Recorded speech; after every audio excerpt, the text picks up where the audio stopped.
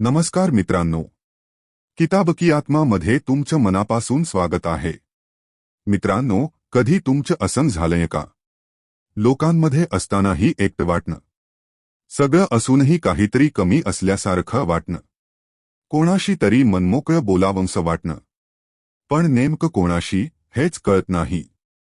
आज आपण अशाच एका कादंबरीबद्दल बोलणार आहोत, जी वाचताना असं वाटतं की लेखक आपल्या मनात डोकावून लिहितोय. आज आपण गोष्ट सांगणार आहोत वसंत पुरुषोत्तम काळे यांच्या पार्टनर या अजरामर कादंबरीची. ही कादंबरी फक्त कथा नाही, ही आहे स्वतःशी चाललेला संवाद. पार्टनर या कादंबरीची सुरुवात कोणत्याही थरारक घटनेने होत नाही. इथे ना खून आहे, ना सनसनाटी प्रेमकथा, ना मोठा बाह्य संघर्ष. ही कथा सुरू होते एका अतिशय सामान्य माणसापासून, जो आपल्यासारखाच आहे. तो रोज नोकरीला जातो, लोकांमध्ये वावरतो, हसतो, बोलतो आणि आपली भूमिका नीट निभावतो. बाहेरून पाहिलं तर त्याचं आयुष्य अगदी सुरळीत वाटतं, पण आतून मात्र त्याचं मन कायम विचारांच्या गर्दीत हरवलेलं असतं.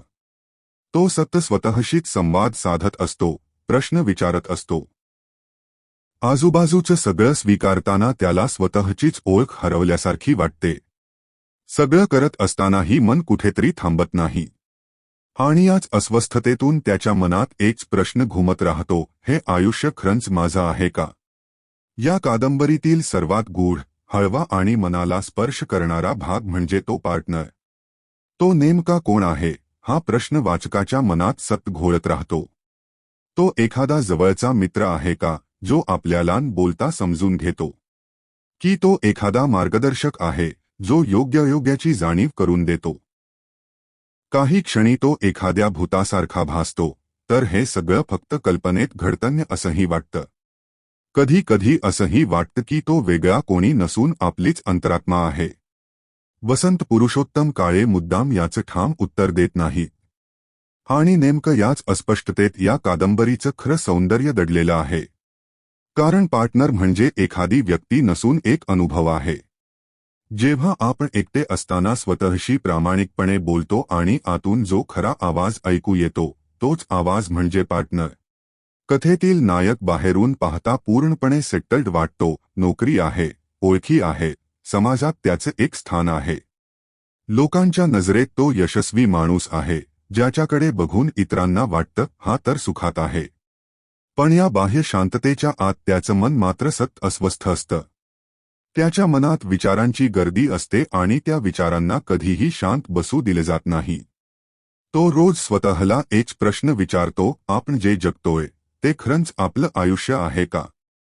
आपण घेतलेले निर्णय आपल्या मनातून आलेले आहेत का, की फक्त परिस्थितीने आपल्यावर लादलेले आहेत? लोक जे अपेक्षा करतात त्यानुसार जगणं म्हणजेच खरं आयुष्य असतं का, असा प्रश्न त्याला सतावत राहतो. समाजाने आखून दिलेल्या चौकटीत बसणं हेच यशाचं मोजमाप आहे का, याचाही तो शोध घेत असतो. त्याला वाटतं यश म्हणजे नेमकं काय असतं? फक्त पैसा मिळवणं म्हणजे यश का, की मोठं पद मिळवणं म्हणजे यश? की मग मनाला शांतता मिळणं, समाधान मिळणं हाच खरा यशाचा अर्थ आहे? हे सगळे प्रश्न त्याच्या मनात वादळासारखे घोंगावत असतात. पण हे प्रश्न तो कुणालाही उघडपणे सांगू शकत नाही. कारण लोक हसतील, असले प्रश्न श्रीमंत लोकांनाच पडतात असं म्हणतील, याची त्याला भीती वाटते.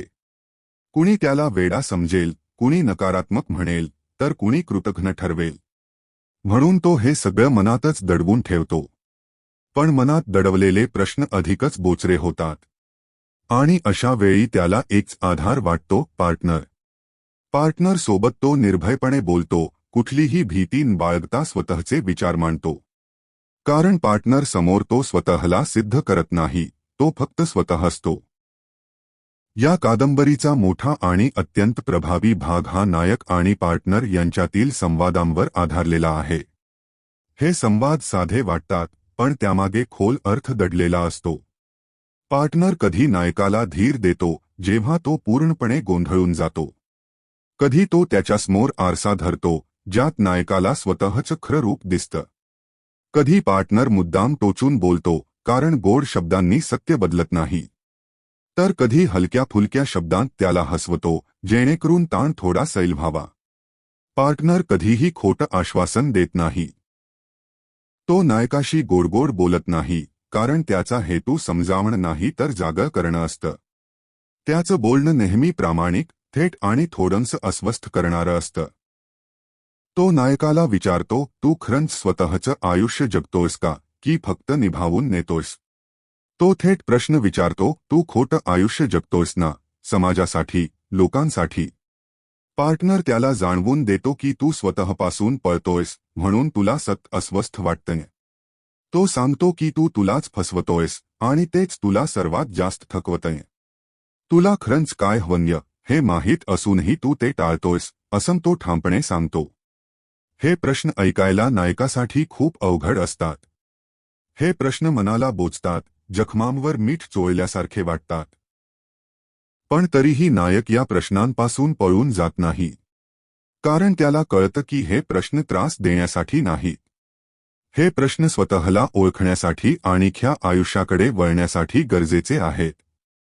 आणि म्हणूनच पार्टनर सोबतचे हे संवाद कादंबरीला एक वेगळीच खोली आणि जादू देतात. पार्टनर या कादंबरीत वपू काळे समाजाकडे फार सूक्ष्म आणि खोल नजरेने पाहतात. ते दाखवतात की माणूस प्रत्यक्षात एक नसून अनेक रूप घेऊन जगतो. ऑफिसमध्ये तो जबाबदार, शिस्तबद्ध आणि नियम पाळणारा चेहरा लावतो. घरी आला की तोच माणूस कधी कंटाळलेला, कधी चिडचिडा, तर कधी अगदी शांत असतो. मित्रांसमोर मात्र तो वेगळाच असतो, हसरा, मोकळा आणि बिनधास्त. पण या सगळ्या भूमिकांच्या आत दडलेला असतो एक खरा चेहरा, जो कुणालाच दिसत नाही. समाजात वावरताना आपण सगळेच नकळत मुखवटे घालतो, हे लेखक फार सहजपणे दाखवतात. कोणी आपल्याला ओळखू नये, आपल्यावर बोट नको उठायला, यासाठी हे मुखवटे उपयोगी पडतात. पण हळूहळू हेच मुखवटे आपल्यावरच जड होतात. नायक हे सगळं पाहतो, अनुभवतो आणि मनात साठवत जातो. त्याला जाणवतं की लोक जे बोलतात, ते नेहमीच मनापासून नसतं. लोक हसतात, पण त्या हसण्यामागे थकवा आणि पोकळपणा लपलेला असतो. हे सगळं पाहून नायक स्वतःलाच प्रश्न विचारतो. तो विचारतो, आपण सगळेच अभिनय करतोय का, की खरं जगायलाच विसरलोय? आणि या एका प्रश्नातून संपूर्ण समाजाचं वास्तव वाचकासमोर उघड पडतं. पार्टनर या कादंबरीत नातेसंबंध आहे, पण ते कुठल्याही सिनेमासारखे चमकदार किंवा अतिरंजित नाहीत. इथे प्रेम आहे, पण ते गोंधळलेलं, थोडंसं अपूर्ण आणि प्रश्नांनी भरलेलं आहे. लोक एकमेकांच्या खूप जवळ असतात, पण तरीही मनाने खूप दूर असतात. ते रोज भेटतात, बोलतात, वेळ घालवतात, पण खरं ऐकून घेणं कुठेतरी हरवलेलं असतं. पण त्या हसण्यामागचं दुःख कोणी पाहत नाही. समजून घेण्याऐवजी लोक आपापलीच मतं मांडण्यात गुंतलेले असतात. नात्यांमध्ये उपस्थिती असते, पण जोडलेपणा नसतो. नायकाला हळूहळू जाणवतं की ही जवळीक फक्त बाहेरची आहे. आतून मात्र प्रत्येक जण आपापल्या एकटेपणाशी झुंज देत असतो. त्याला कळतं की लोकांमध्ये वावरणं, त्यांच्यासोबत राहणं हे तसं सोपं आहे. पण स्वतःच्या मनात डोकावणं, स्वतःशी प्रामाणिक राहणं हे फार कठीण आहे. स्वतःसोबत असताना प्रश्न विचारावे लागतात, उत्तरं शोधावी लागतात. आणि हीच प्रक्रिया माणसाला जास्त एकटी करते. नायक या एकटेपणाला घाबरत नाही, पण त्याला सामोरं जातो. आणि इथेच या कादंबरीतलं नातेसंबंधांचं वास्तव फार खोलवर भिडतं. या कादंबरीत पार्टनर नायकाला आयुष्याबद्दल खूप खोल आणि मोलाची जाणीव करून देतो. तो स्पष्टपणे सांगतो की आयुष्य म्हणजे तयार उत्तरांची यादी नाही. आयुष्य म्हणजे योग्य वेळी योग्य प्रश्न विचारण्याची हिंमत ठेवणं आहे. उत्तर मिळाली नाहीत तरी चालतील, पण प्रश्न प्रामाणिक असले पाहिजेत, असं पार्टनर वारंवार सुचवतो. नायक हळूहळू हे समजू लागतो की आयुष्याची वाट ठरलेली नसते. प्रत्येकाला स्वतःची वाट स्वतःच शोधावी लागते. ही कादंबरी कुठेही थांबून हेच अंतिम सत्य आहे असं सांगत नाही. ती कोणताही फायनल मेसेज देत नाही, कोणताही ठोस निष्कर्ष मांडत नाही. ती असंही सांगत नाही की हे बरोबर आहे आणि ते चूक आहे. कारण आयुष्य इतका सोपं काळंपांढरं नसतं. प्रत्येक अनुभव, प्रत्येक माणूस वेगळा असतो. म्हणूनच उत्तरही वेगळी असतात. कादंबरी वाचताना वाचक स्वतःच्या आयुष्याकडे नव्याने पाहू लागतो. आपल्या निर्णयांवर, निवडींवर, विचारांवर तो विचार करायला लागतो. आणि हाच पार्टनरचा खरा उद्देश आहे, आपल्याला विचार करायला भाग पाडणं. कथेच्या शेवटी नायक आपल्याला अचानक पूर्ण बदललेला आदर्श माणूस म्हणून दिसत नाही. तो एका क्षणात महान होत नाही ना, त्याचं आयुष्य जादूसारखं सरळ होतं. त्याला सगळ्या प्रश्नांची उत्तरं मिळतात असंही घडत नाही. आयुष्याबद्दलची गोंधळ, अस्वस्थता आणि प्रश्न तिथेच राहतात. पण तरीसुद्धा एक फार महत्त्वाचा बदल त्याच्यात घडलेला असतो. तो बदल बाहेरून दिसणारा नसतो, तर आतून होणारा असतो. तो स्वतःशी खोट बोलणं हळूहळू थांबवतो. आपण ठीक आहोत, आपल्याला काहीच त्रास नाही, असं स्वतःला फसवणं तो सोडून देतो. पहिल्यांदाच तो स्वतःच्या मनाकडे प्रामाणिकपणे पाहू लागतो. आपल्या भीती, अपयश, अपूर्णता यांना स्वीकारायला शिकतो. स्वतःला दोष न देता स्वतःला समजून घेण्याचा प्रयत्न करतो. आयुष्य परिपूर्ण नसतं, हे सत्य तो मान्य करतो. सगळं काही आपल्या नियंत्रणात नसतं, हेही तो स्वीकारतो. पण तरीही तो पळून जात नाही. तो प्रश्नांपासून दूर न जाता त्यांच्यासमोर उभा राहतो. स्वतःच्या भावनांना नाव देण्याची हिंमत तो करू लागतो. स्वतःला ओळखण्याची प्रक्रिया इथूनच सुरू होते. हा बदल छोटा वाटू शकतो, पण तो फार खोल आहे. कारण माणूस बदलतो तेव्हा तो आतून बदलतो. आणि हाच बदल पार्टनर कादंबरीचा सर्वात मोठा विजय ठरतो. पार्टनर अजरामर ठरते कारण ती कुठल्याही एका काळात अडकलेली नाही. ही कादंबरी कालबाह्य होत नाही, कारण माणसाचं मन, त्याचे प्रश्न आणि त्याची अस्वस्थता कधीच बदलत नाही. प्रत्येक पिढीला ही कथा आपलीच वाटते, कारण प्रत्येक काळात माणूस स्वतःला शोधतच असतो. आजचा तरुण वाचतो तेव्हा त्याला यात आपले प्रश्न दिसतात. कालचा वाचक वाचतो तेव्हा त्यालाही यात स्वतःचं प्रतिबिंब दिसतं. या कादंबरीतला पार्टनर प्रत्येकासाठी वेगळा असतो. कोणासाठी तो मित्र असतो, कोणासाठी मार्गदर्शक असतो, तर कोणासाठी स्वतःचा अंतर्मनाचा आवाज असतो. म्हणूनच प्रत्येक वाचकाला यात आपला स्वतःचा पार्टनर सापडतो. ही कादंबरी वाचताना किंवा ऐकताना आपल्याला कुणी शिकवण देत नाही. ती आपल्याला उपदेश करत नाही, आदेश देत नाही. ती फक्त आपल्याशी शांतपणे बोलते. आपल्याला थांबायला भाग पाडते आणि स्वतःकडे पाहायला लावते.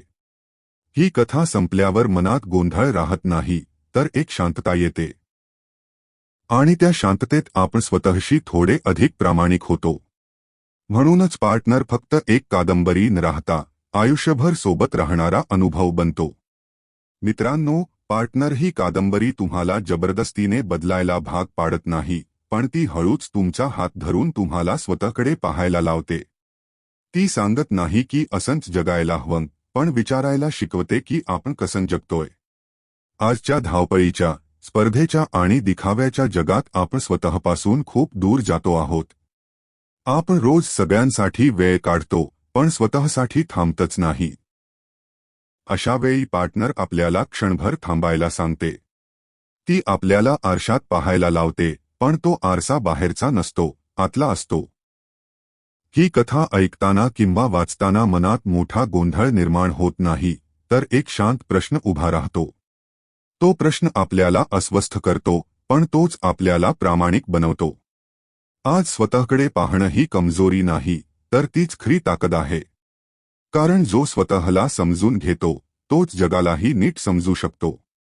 म्हणूनच पार्टनर फक्त एक कथा नाही, तर स्वतःशी संवाद साधण्याची एक सुंदर संधी आहे. जर हा व्हिडिओ तुम्हाला तुमच्याच आयुष्याशी जोडलेला वाटला असेल, तर तो इतरांपर्यंत नक्की पोहोचवा. व्हिडिओ आवडला असेल तर लाईक करा, शेअर करा आणि किताबकियात सबस्क्राईब करा. कारण इथे आपण केवळ गोष्टी सांगत नाही, तर मनाशी बोलण्याचा प्रयत्न करतो. आणि कदाचित याच संवादातून तुमचाही एक पार्टनर तुम्हाला सापडेल.